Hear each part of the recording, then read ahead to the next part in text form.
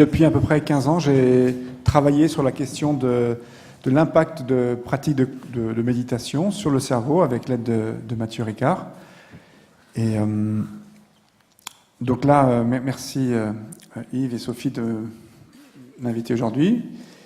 Et je vais vous parler très brièvement de quelques données qui commencent à émerger sur voilà, la physiologie qui sous-tend les états de méditation et aussi surtout la plasticité dans le cerveau qui peut être induite par des pratiques de méditation. Alors, un des grands champs de recherche en neurosciences, c'est vraiment de voir quelle est la capacité du cerveau à apprendre.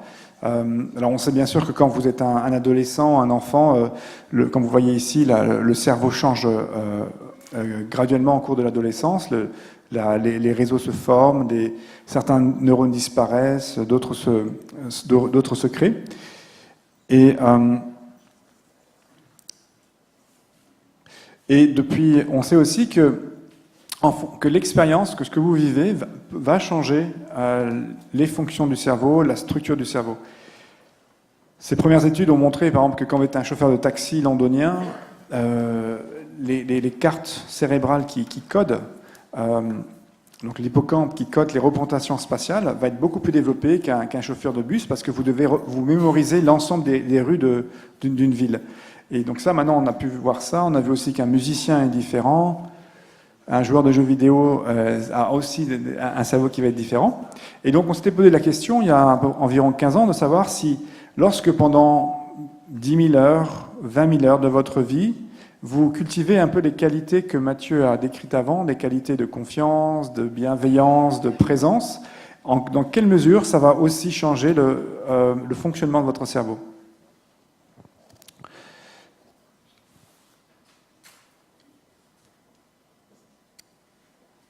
Alors avant que je fasse ça, je veux juste vous rappeler que ce qu'on sait déjà en neurosciences, c'est que des états, on va dire, dominés par des émotions un peu négatives, comme le stress chronique, va avoir un effet délétère sur des régions impliquées dans les fonctionnements de la mémoire, de l'attention, des fonctions cognitives. Donc certains neurones vont se contracter, l'arborisation dendritique va être beaucoup moins riche, et d'autres structures impliquées plutôt comme l'amygdale, qui est impliquée dans la peur ou l'anxiété, vont au contraire avoir un développement différent. Donc on sait déjà maintenant en neurosciences les effets on va dire, d'une psychologie plutôt dominée par l'anxiété et le stress. Et maintenant la grande question qu'on a, c'est qu'est-ce qui se passe quand au contraire vous cultivez des émotions plutôt positives. Alors c'est dans ce sens-là qu'en science, nous, on s'intéresse à la méditation. Pour nous, c'est une forme d'entraînement mental. C'est des techniques qui permettent de réguler les émotions, de contrôler l'attention. Et c'est dans ce sens-là que nous, en tant que chercheurs, on s'intéresse à ces pratiques. Et j'ai pas eu le temps de vous montrer ici, mais il y a des données qui s'accumulent sur l'impact bénéfique de ces pratiques, notamment sur le stress, la dépression, l'inflammation. Aujourd'hui, je vais vous présenter surtout la dimension plutôt neuroscientifique. Et ça, c'est juste une image qui résume à peu près une quinzaine d'années de recherche où on voit que c'est une méta-analyse à travers différents travaux. Les régions qui sont les plus changées après l'entraînement de la méditation, c'est sans grande surprise des régions qui sont impliquées notamment dans le contrôle cognitif, toutes les fonctions exécutives, préfrontales, qui vont être changées après un entraînement de méditation. On voit aussi des régions impliquées dans plutôt le ressenti, les émotions, comme l'insula, qui sont affectées par cette forme d'entraînement. Alors j'ai cette image, ce que j'essaie d'exprimer, c'est qu'il y a d'une part à partir de ces travaux scientifiques, il y a maintenant un grand intérêt en société pour ces pratiques. C'était une couverture du Time Magazine qui parlait de révolution de la pleine conscience. Et donc cette révolution s'est produite en même temps qu'il y a eu un intérêt croissant dans notre communauté de chercheurs pour ces pratiques-là. Au début, c'était plutôt des psychologues ou des neuroscientifiques qui étaient intéressés par ça. Maintenant, c'est aussi des gens qui travaillent dans l'éducation, dans l'inflammation, dans la génétique, en psychiatrie, qui avec leurs questions et leurs modèles, vont s'intéresser à ça. Et donc là, ce que vous voyez ici sur ce graphe, c'est le nombre croissant de publications qui sont en lien avec la méditation dans les sciences du vivant. Alors cette petite image montre que ce qui était d'abord une recherche, avant c'était dans l'Himalaya qu'on méditait, maintenant c'est le monde du travail, l'armée aux États-Unis, dans plusieurs écoles il y a des recherches qui sont en cours, et maintenant on ne sait même plus où on va, qu'est-ce qui va méditer. Alors là je vous ai pris une couverture d'un article dans le Harvard Business Review, qui essaie d'expliquer pourquoi des grands groupes américains s'intéressent maintenant à ces pratiques de pleine conscience ou de bienveillance dans leur entreprise. Et juste mis un petit résumé de certains des processus qui pourraient des effets escomptés de la méditation. Par exemple, ralentir, se ressourcer, une meilleure aptitude à apprécier ce qui est, se centrer dans le moment présent, apprendre à mieux écouter, prendre des décisions moins biaisées, être moins en mode automatique, une plus grande résilience, être plus à l'aise avec l'incertitude, avec le stress, plus d'intelligence émotionnelle, plus de créativité, apprendre de ses erreurs, avoir une plus grande compassion ou une bienveillance pour les autres. Donc ça, c'est un petit peu un résumé de ce que, dans votre monde, dans le monde d'entreprise, certains grands groupes perçoivent les intérêts possibles de ces pratiques. Alors moi j'ai fait une petite recherche, il n'y a pas encore beaucoup de données, de recherche, on va dire, fondamentale dans le domaine de la psychologie de l'économie. Je vais juste illustrer une étude intéressante sur ce qu'on appelle les biais irrécupérables. Donc ça, c'est un bon modèle pour voir l'impact de ce type de pratique dans la prise de décision. Alors le coût irrécupérable, c'est l'histoire de ce petit singe qui a beaucoup travaillé pour monter en haut du bananier, et arrivé en haut, il va saisir une petite noix de coco, et il se rend compte qu'en fait, il vient de découvrir qu'en haut, il voit qu'il y a un bananier beaucoup plus facile à accéder avec une plus grosse noix de coco. Et typiquement, le coût irrécupérable, c'est que parce qu'il a beaucoup travaillé pour monter en haut, il va quand même essayer de prendre la petite noix de coco, même si rationnellement, il devrait redescendre et prendre la grosse. Donc ça, c'est un exemple de ce qu'on appelle comment notre affect peut nous biaiser, alors que le choix rationnel serait de prendre la grande noix de coco. Et là, ils ont montré, dans une étude qui était assez bien faite dans un très bon journal, que après une petite instruction de pleine conscience, les gens avaient une meilleure capacité à prendre le bon choix, le choix rationnel. Donc ça montre que cette capacité à pouvoir s'observer, être en phase avec son expérience, ses émotions, pourrait guider un meilleur choix rationnel. Alors je ne sais pas, est-ce qu'il faut que Ah, c'est là bon. Donc là, c'est un petit résumé. En fait, il me reste 2 minutes, mais je veux juste vous dire que pour le moment, il n'y a pas encore beaucoup de données, à mon sens, sur l'impact vraiment de ces pratiques dans le monde du travail. Donc là, pour le temps qui me reste, je vais vous parler plutôt de recherche fondamentale. Hein, c'est un petit peu ce que je fais dans tous les jours. Et vous illustrer seulement avec 2-3 exemples comment ces pratiques pourraient affecter les processus qui sont importants, je pense, pour être un bon décideur. Donc ça, c'est l'exemple, par exemple, en bref, de cette notion de monkey mind, de cet esprit singe, cette agitation qui nous traverse sans arrêt, ce qui fait par exemple, à ce moment que je vous parle, il y a peut-être une bonne partie d'entre vous, comme je vais vous montrer, sont probablement en train de vagabonder, d'être pas vraiment présents. Statistiquement, ça serait presque 1/3 de la salle, donc ça fait un peu peur.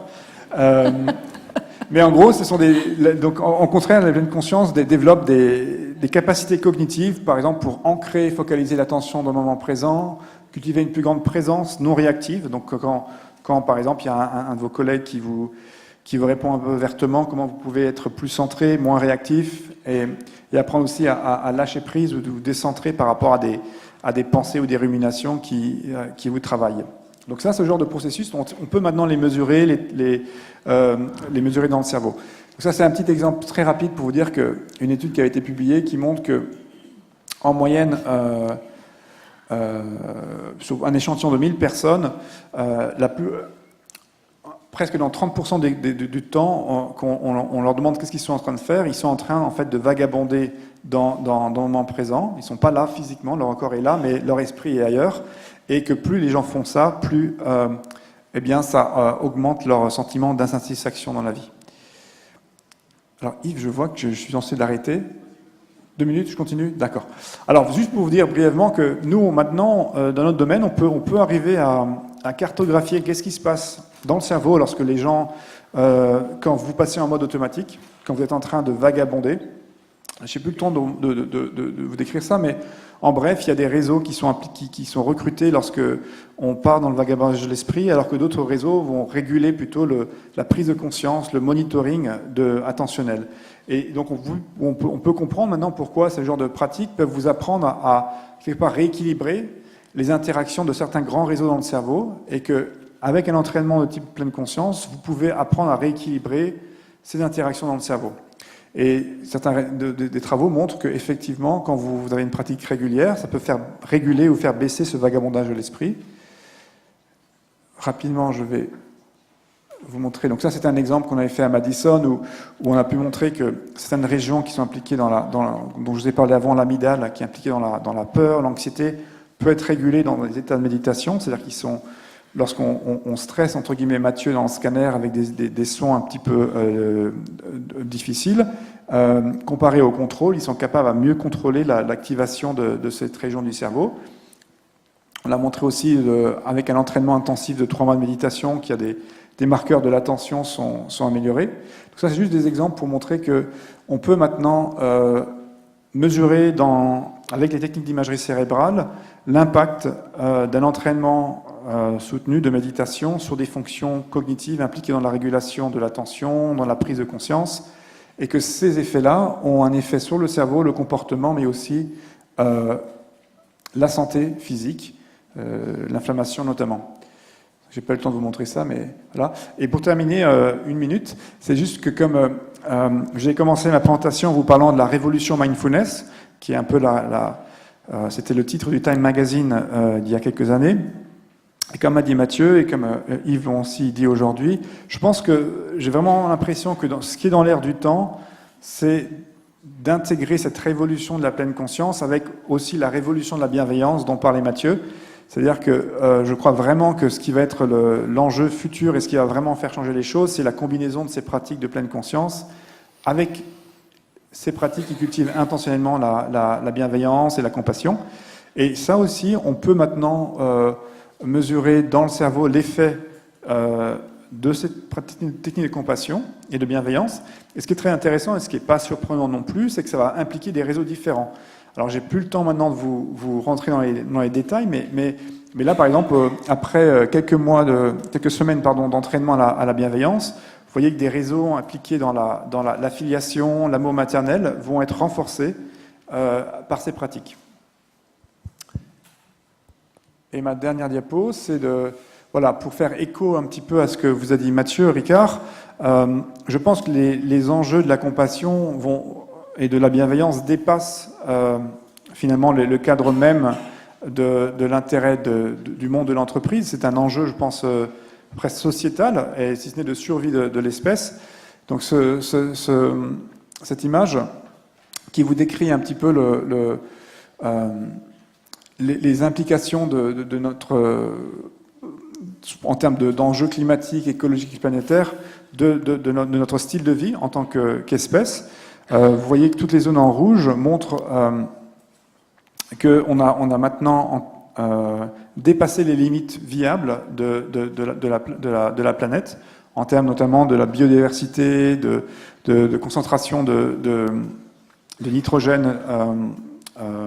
Toutes ces limites ont été excédées, et donc il y a vraiment dépassé, et donc il y a maintenant une prise conscience croissante des enjeux en fait de l'altruisme. Et donc le message des neurosciences, c'est que ces pratiques peuvent aussi avoir un effet, et je pense que vraiment l'enjeu maintenant, c'est d'arriver à avoir une sorte d'interaction collectif qui partirait des sciences fondamentales, du monde de l'entreprise, et au niveau des individus, pour vraiment incarner collectivement, je pense, cette révolution de la compassion. Voilà, merci pour votre attention. Merci Antoine.